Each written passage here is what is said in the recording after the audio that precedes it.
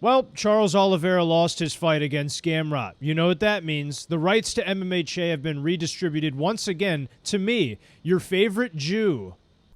I hope you guys are grateful for our Lord and Savior Charles Oliveira, because that is what was waiting for you if the worst case scenario happened. If the worst case scenario happened and Charles Oliveira got out grappled by Gamrot, that is what you guys were all in for, all right? It was going to be 20 minutes of that for the rest of this channel's life. But we did it. We pulled it off. You know, it's just so funny how the sport of MMA has this funny little way of, you know, sometimes making you want to commit heinous acts on the populace, and sometimes it just makes you feel all warm and fuzzy and grateful inside, and that's how I'm feeling right now. All right, we went from, Alex Pereira having an embarrassing performance against Ankalaev to then, fucking knocking him out with that giant overhand. And then, we have watching Charles Oliveira's lifeless body get slumped and then hammer-fisted by a 5'6.5" little Spaniard. And then we have this. We have Charles Oliveira putting a legitimate grappling masterclass on, Gamrot, who's a phenomenal grappler in his own right. I frankly am still a little bit in awe that he was able to have that performance right there. Because, look, obviously, right, going into the fight, we knew that Charles Oliveira should win, right? We were all very confident that, on the feet he was going to have a massive advantage. Maybe early in the fight it would be difficult for Charles because obviously Gamrot's scrambling ability is insane and his shots early are really difficult to deal with. But as we looked at, they become more manageable as time goes on. He's not able to run the pipe as fast. He's not as explosive. He puts his neck in danger a little bit more, right? But that's not what happened at all. Charles, from the second this fight started, just daddied poor Gamrot. I mean, that's the best way that I can put it. Listen, dude, if you would have told me prior to this fight that Charles Oliveira was going to go to his back and use an omoplata to sweep Gamrot and get on top round one, I would tell you to quit huffing spray paint. That's what I would tell you. So there's no fucking way. Like what? That's no. Listen, you guys might not know this, but an omoplata, I mean, it works in the gi because there's so much friction with all the fabric you're wearing. But it's pretty impossible to pull off an omoplata no gi, let alone in MMA, right? And I know he did it before against Dustin Poirier, but Dustin Poirier just shouldn't have rolled from this position. He should have just tried to stay where he was and just wait out the position. But that's what Gamrot did. Look, Gamrot tried to defend this position perfectly, right? He tried to step over, but as soon as he steps over, Charles hikes his leg up, right? And upon lifting his leg up and building a base, you end up in this perfect sweeping position. Honestly, a very similar position that Gamrot likes to get his opponents in, lifting their lead leg up, preventing them from getting up. But, regardless, we're getting a little ahead of ourselves here because the second this fight starts, I will tell you, Charles' striking offense looked phenomenal, right? He's such a dangerous offensive striker. Immediately comes out with the sharp teeps, good leg kicks. This 1-1-2 right here that stumbles Gamrot. I mean, it was beautiful, but, the striking defense, it was there. Now, was it there in a sense that it was good? I mean, I'm not gonna quite say that. But what I will say is, it didn't really matter, did it? Because he was breaking Gamrot as this fight was going on. Poor Gamrot was getting so demoralized that he was landing, frankly, fairly clean on Charles. But Charles was just walking him down, putting him up against the fence, absorbing punches. Even when he was landing clean, Charles looked pretty unbothered by it. Going back to that very first shot, round one, right? Gamrot set this up really nicely, goes right hand, low single leg, his head is really, really low, runs the pipe really nicely, really quick. Charles goes to threaten with the guillotine, but then Gamrot sits back, right? In order to finish a guillotine, you need to crunch your opponent's head forward with the guillotine. But when he's sitting back like this, it's pretty impossible to do. But Charles is so good from this overhook position right here. When he overhooks one of your arms from guard, it's hard to prevent the triangle. And, obviously that's what Gamrot was worried about. Grabs Charles's leg, is holding on for dear life, but just uses that to set up the omoplata right away. Even when he initially escaped and tried to re-engage with the grappling, well, just, again, rinse and repeat. Overhook, threaten the triangle, Gamrot goes to defend, switch to the omoplata, and, it reminded me a lot of the Kevin Lee performance, except for the fact that I think the big difference between that performance and this performance was Charles's girth, you guys. The girth of him was really what separated him. He was bigger and stronger than Gamrot was. And, obviously, right, a question I got, immediately after this fight happened was, why do we have a rock, paper, scissors matchup, essentially, between Charles, Arman, and Gamrot, right? Gamrot beat Arman beat Charles beat Gamrot. How does that make any sense? Well, I've sort of touched on this before, but first and foremost, right, Charles and Arman, fucking razor close fight, all right? Razor close. I don't feel confident saying that either of them beat each other in that fight. I would also argue, it was 1-1 going into round 3, and the only person that actually was able to accomplish effective grappling per the judging criteria was Charles Oliveira. But regardless, I think that, Charles had him in fight-ending submission attempts every single round. But again, regardless, there are very key differences between them as grapplers. For one, Arman was 25 years old when he fought Gamrot. But, I think that wasn't really the issue. The issue in that fight was that Arman was trying to wrestle with Gamrot. He was shooting on Gamrot. They were scrambling against each other. And the problem is, that is Gamrot's absolute A-game. Nobody can scramble quite like Gamrot. I mean, he is a sharper, pure wrestler than Arman by a little bit.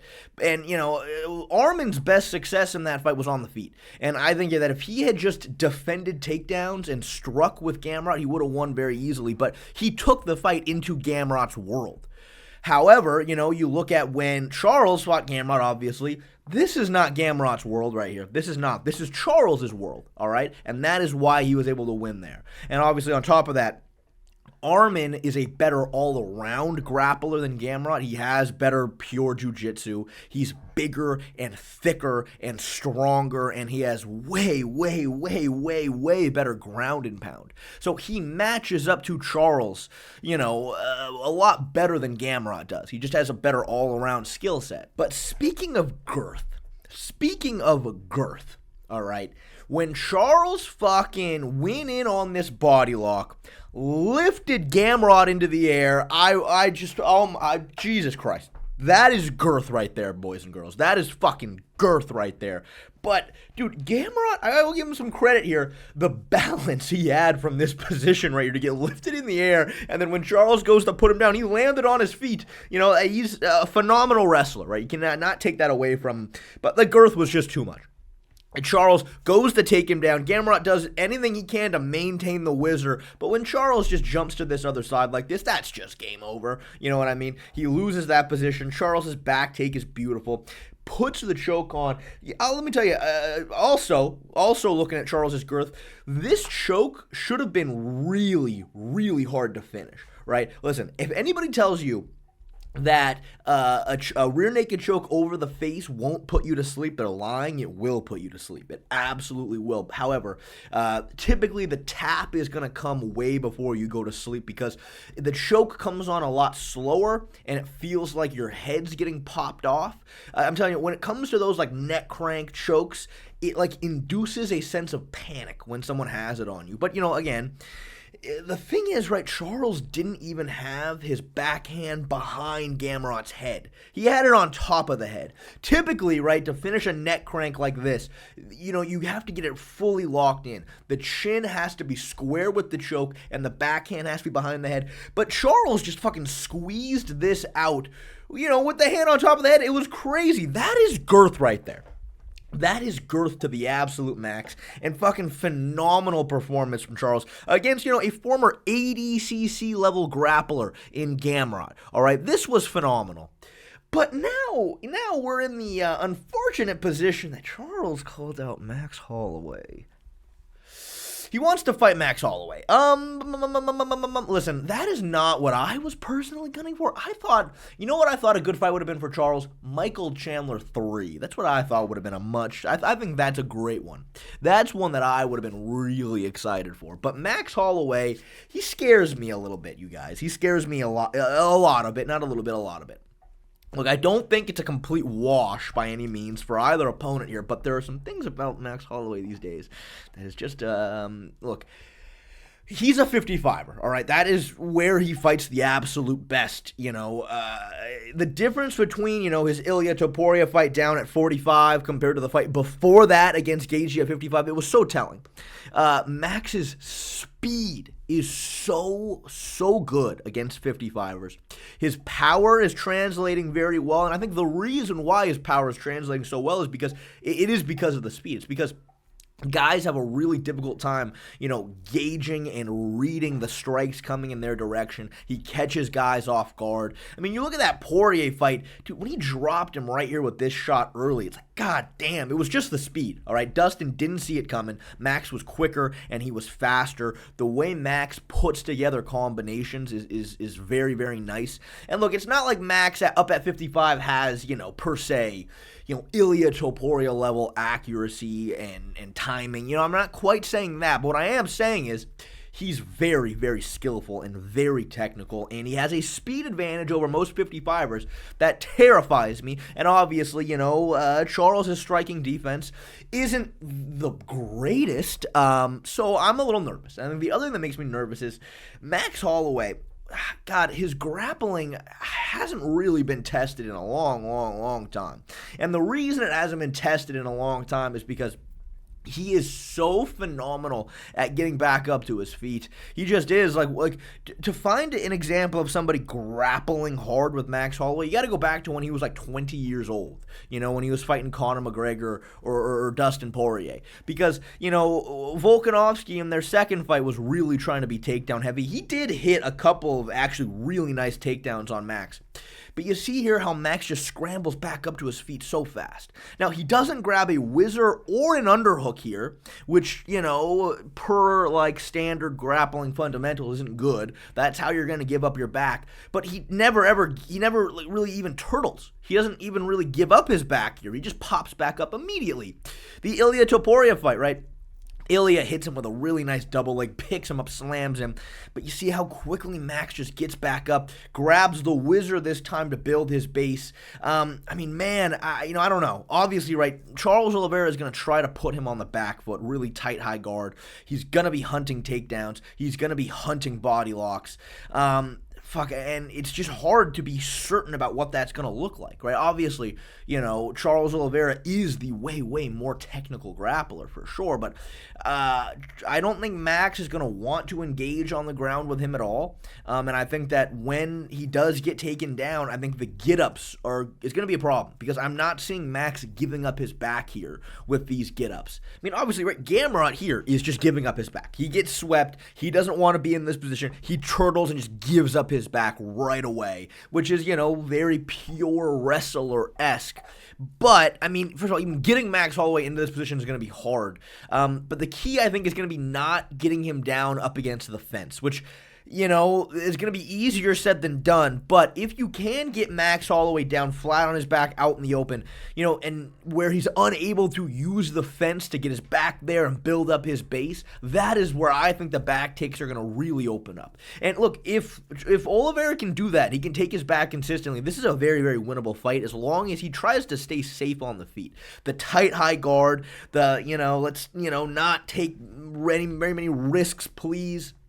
I mean, again, the Ilia Topuria game plan for Charles was good, except for fucking this right here. It was almost perfect, except for this. You know what I mean? So, do I trust Oliveira's ability to stay 100% safe into the game plan? Not really. But Look, the girth is what I think is going to do this, all right? If he can take down Max out in the open, that's what's going to open up the back takes. Take the back with a body triangle within 3 rounds. Just stay safe the other 2 rounds. If you can't finish him, that's fine, right? We're up 3 rounds then. You know what I mean? So, look, it's a winnable fight. It's a scary fight, but it's a winnable fight. But, I mean, look, as of right now, let's just be grateful. Let's just be grateful for the timeline we're living in, man. Let's just be fucking grateful because I can't ask for anything better than this. As you guys know, right, if Gamrot were to somehow out-grapple Charles, that just would have been it, dude. That would have been it, all right? I don't want to live in this world anymore, all right? But not only do I want to not live in this world, but I'm taking as many people out with me, you know? But we don't have to worry about that because that's not what happened. In fact, the exact opposite of that happened, and it's a good day. It's just a beautiful, beautiful day.